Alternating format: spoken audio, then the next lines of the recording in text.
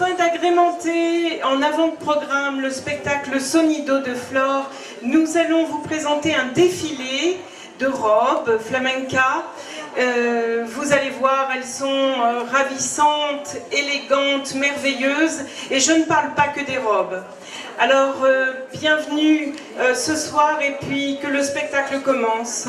Merci de libérer la place et de permettre à tout le monde de pouvoir voir ce merveilleux défilé.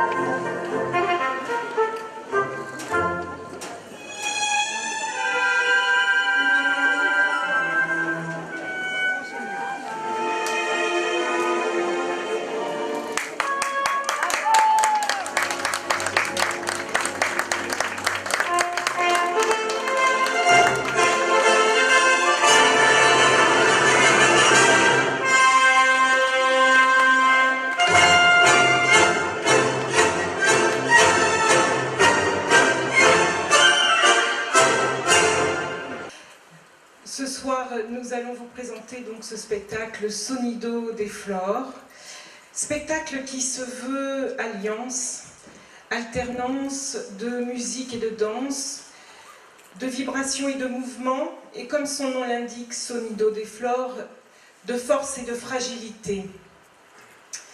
Parmi les innombrables chemins que prend la beauté quand elle se fait musique et danse, il y a ceux qui mènent au flamenco.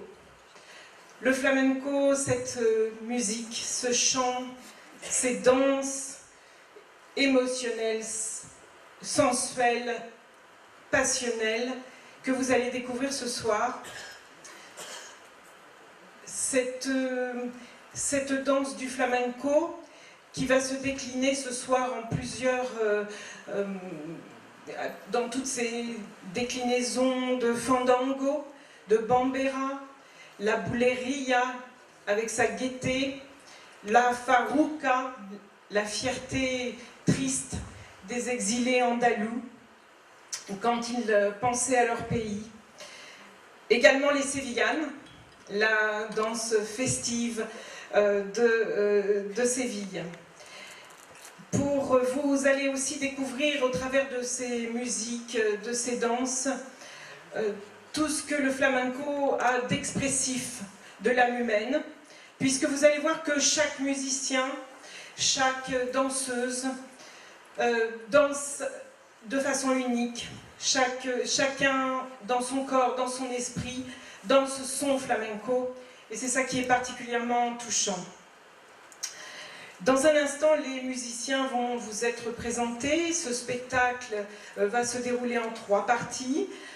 Une première partie de 20 minutes de danse, une seconde partie de musique pendant 40 minutes de guitare et une troisième partie de 20 minutes de danse. Alors bientôt place à tout ce beau spectacle qui, j'espère, va vous transporter, vous emporter dans un moment de découverte et de plaisir. Je n'oublie pas de surtout remercier ceux qui, par leur soutien logistique, financier, aident l'association Arte Flamenco à vivre sa raison d'être et sa passion. Donc je veux nommer, sans remise d'Oscar, mais très vivement remercier, la SARL EG-BTP, l'agence immobilière Mangui Immobilier, la SARL UCMC, la SARL 2L2A, la société ASJP Leclerc Oleta Distribution, merci à eux pour leur soutien et pour nous permettre de vous présenter ce spectacle ce soir. Et naturellement, les institutionnels, le Conseil général, la mairie de Bigoulia qui nous accueille, la mairie de Bastia, la communauté d'agglomération bastiaise, le centre culturel Una Volta, où nous avons plaisir à toujours être accueillis avec le sourire et par une équipe totalement chaleureuse. La radio RCFM et la boutique Passion Flamenca de Nîmes, dont vous avez pu admirer tout à l'heure la beauté des robes et la maestria de leur réalisation sur les danseuses d'Arte Flamenco. L'association Arte Flamenco donc, et toutes ces danseuses vont vous présenter ce spectacle, mais pour leur rendre hommage et présenter cette association, je ne peux mieux faire qu'appeler maintenant Madame Monique Antonini, la délicieuse Monique Antonini, notre professeure émérite de Sévillane et de Castagnette. Écoutez, merci à tous et bravo Pascal, hein. Elle a bien travaillé. Je ne sais pas si je vais faire mieux qu'elle, mais je ne crois pas. Mais je vais quand même remercier monsieur le député maire de Bigouille, à monsieur Chette, pour avoir mis à notre disposition ce magnifique théâtre où professionnels et amateurs peuvent se produire. Je vais vous parler un petit peu quand même de Arte Flamenco. Elle a 15 ans d'existence, grâce à une équipe bien soudée, vraiment avec beaucoup de dévouement, et donc avec un pilier que vous allez admirer puisqu'elle va danser, Anne Guidicelli, que je vous demande d'applaudir.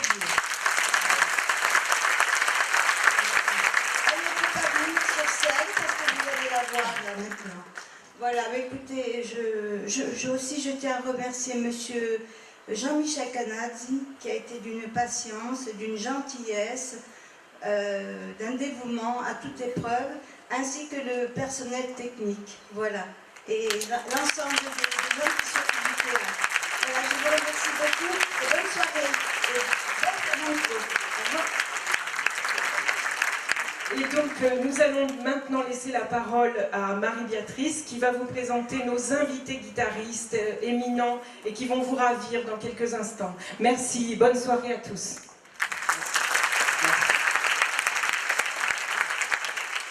Alors je vais tâcher de faire vite, mais je vais surtout vous donner l'envie, j'espère. Donc ce soir, nous allons passer, grâce à 3 merveilleux musiciens du répertoire classique espagnol, au jazz manouche. Et j'ai le privilège de vous les présenter. Honneur aux dames, donc Sandrine Luigi, Conservatoire national supérieur de Paris, première nommée. Et quand on sait que c'est la filière la plus prestigieuse en France, et que l'école de guitare classique française est la meilleure au monde, ça vous laisse deviner le talent de Sandrine Luigi. Elle mène sa guitare romantique de festivals internationaux en concert de musique de chambre, et je crois que nous avons un grand privilège d'avoir une guitariste de ce niveau à Bastia, et je ne pense pas que ce soit ses élèves du conservatoire qui diront le contraire. La guitare et le flamenco sont indissociables. Les musiques gitanes et manouches ont une origine commune qui vient du fond des temps. L'une est cousine de l'autre, et parfois les gens ont tendance à faire une confusion hâtive. Dans les années 50-60, les grands guitaristes manouches étaient souvent accompagnés de guitaristes corses. Il y a donc un lien profond qui existe entre la guitare que l'on joue en Corse et la guitare manouche. Et l'un des véritables représentants de ce lien est avec nous ce soir, Nanu Battesti.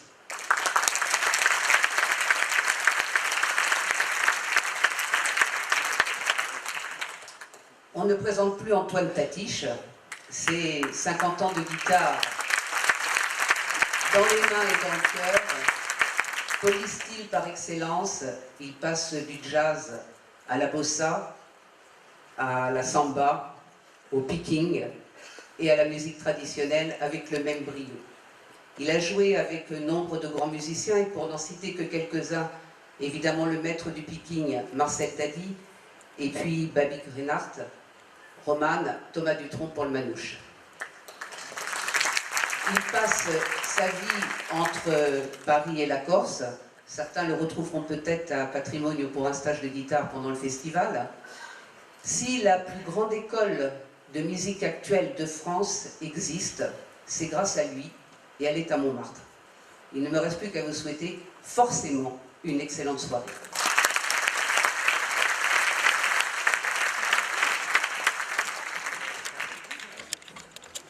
C'est bon.